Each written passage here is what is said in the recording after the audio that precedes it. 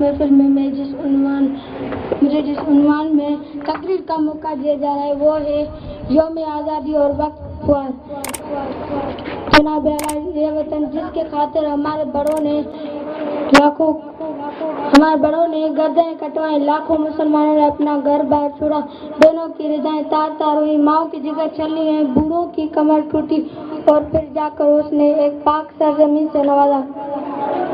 جناب اعلیٰ، 14 اگست 1947 کے وقت جب پاک سرزمین آزادی تھی تو تمام مسلمانوں کے سینے خوشی سے دمک رہے تھے اور ان کے سر فخر سے بلند تھے۔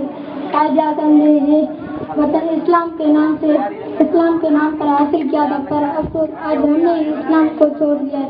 ہم کچھ فرقوں میں تبدیل ہو گئے ہیں، نہ خدا کا پاس رہا نہ رسول کا۔ آج ہم میں سے ہی کچھ لوگ اس